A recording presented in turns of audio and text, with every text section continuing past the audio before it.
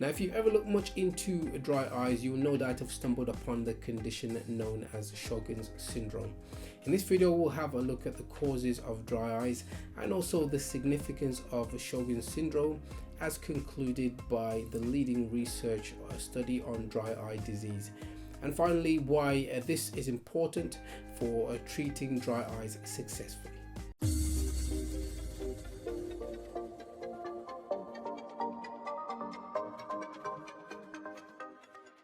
Hey, what's happening? I'm Martin Oguzie and this is Martin's Eye Tips. Thank you for watching, and on this channel we're all about helping you to see better, see more comfortably, and also to be less anxious about your eyes.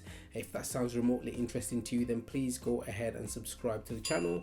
Hit that notification bell as well so you get reminded every time I upload a new video. Now, dry eye research such as the work by Schiffman et al. 2003 suggests that the long-term impact of even moderate dry eyes can result in worse quality of life for individuals than someone suffering from a condition such as angina. Now, with that in mind, let's discuss the causes by dissecting the key summary of the leading study on dry eyes, which is the Dry Eye Workshop Study 2, or the DEWS study as it's also known. I'll leave full links to the DEWS organization website in the description box below if you want to check that out and if you're interested in finding out more about the report. Also, do check out the first video in this three-part series for more information on what dry eye is, and if you haven't yet watched that, then go watch that first and then come back to this video. Now let's begin with the latest definition by the DEWS study. So dry eye is a multifactorial disease of the tears and surface of the eye that results in symptoms of discomfort, visual disturbance, and tear instability. It is accompanied by an increased osmolarity of the tear film and inflammation of the eye surface. So there are obviously some big words in there, I know, but the key ones to how we go about soothing our eyes and making it more comfortable are tear instability, osmolarity, and inflammation of the eye surface. Also, as the definition suggests, dry eye is caused by a multitude or lots of factors, but they all produce the well-documented symptoms that include burning, itching of the eyes, redness, pain, tired eyes, and strangely enough, even watery eyes. Now, the following image is a quick overview of the classes of dry eye and the basic causes as outlined by the DEWS II study. Now, as we have a look at the flowchart here, there are two main types of dry eyes. One where your eye does not produce enough tears, and this is called aqueous deficient dry eyes. And then the other where your tears evaporate way too quickly, and we call this evaporative dry eyes. The vast majority of dry eye is due to evaporative type, with the aqueous deficient type leading to more serious symptoms and often a more challenging discomfort to treat and manage. The causes of evaporative type fall into two classes. First of all, we have external factors, which are things in your environmental factors that reduce or impact the quality of your tears, and include things like contact lens wear and also LASIK. Secondly, you have eye-related problems, and these are factors which are caused by abnormal functioning of your eyes, which then affect the quality of your tears, of which meibomian gland dysfunction is one of the most common causes. Now, the causes of aqueous deficient type are classified in two ways also.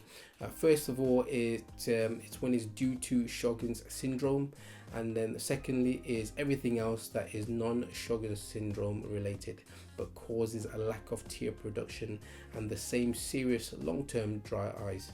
I think this is a good time to briefly talk about Sjogren's syndrome, because it's clearly important enough and common enough to have a category all of its own in the DEWS II research. So Sjogren's syndrome is caused by the immune system, which is the body's defense against infection, damaging healthy parts of the body through incorrectly activating an ongoing inflammatory response in that area when no infection actually exists.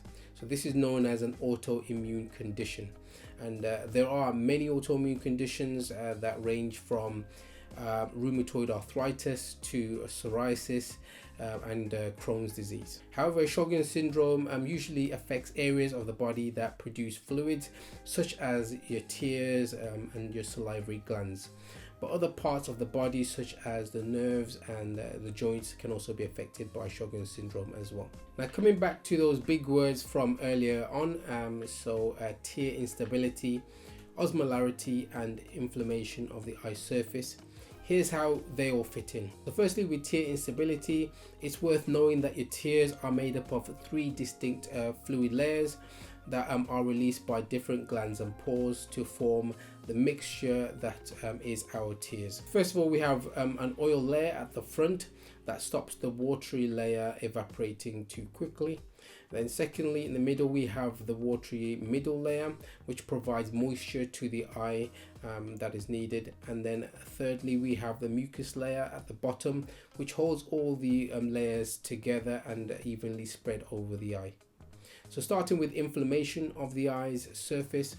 Inflammation is a process by which the body's white blood cells and substances that they release protect us from infection by foreign organisms such as bacteria and viruses. The inflammation is great for a very short term protection, but if it continues for some time, it can cause serious issues and damage to otherwise healthy tissue.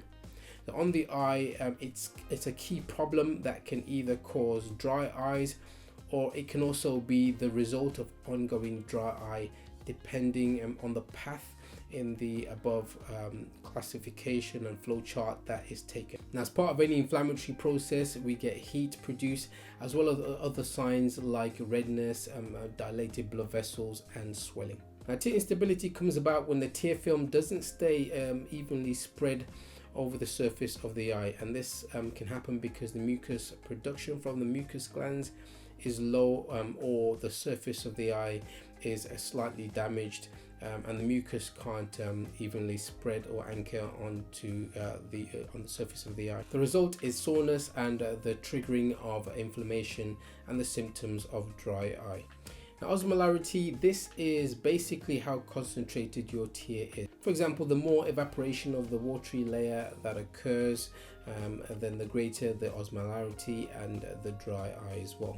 The result is soreness and the triggering of inflammation and symptoms of dry eyes. So why is this all important? Well, all of the ways that we go about treating dry eyes and managing dry eyes should involve addressing one or all of the problems related to tear instability, tear osmolarity and also inflammation of the eye surface. Now, having said that, one last point that I think is helpful to touch on is the severity of dry eye symptoms, and there is actually an official grading scale of your symptoms which can be useful as a pointer to the kind of solution that might best soothe your dry eyes. And here is a simple example. Now, there are many cases where the symptoms or the visible signs of a condition are not a good indication of the severity of the condition. However, in the case of dry eyes, the DEWS study has concluded that dry eye symptoms are a very good indicator of how severe your condition is. Now, this is important for several reasons.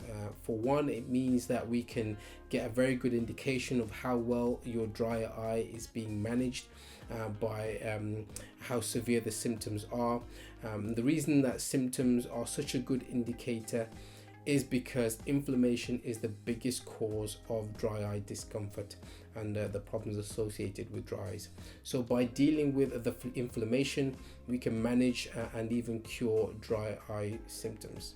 Now, in the next video in this 3-part series, I will be talking about the dry eye treatments, so don't miss that. If you found this video helpful, I'd love to get you as a subscriber on the channel, so please hit that subscribe button, hit the notification bell as well so you get reminded when the next video is released. Let me know in the comment section as well, what's been your experience with dry eyes. Have you found it manageable? Have you had a cure for your dry eyes? Is this something that you've been struggling with for a long time without a solution? Let me know. I'd love to get your feedback on that as well. And check out the description box as well, where I'll leave some links to the DEWS report website, so you can have a look at that. I think it's really useful and valuable information for people who have dry eyes. Until the next time, I look forward to seeing you in the next video. Take care.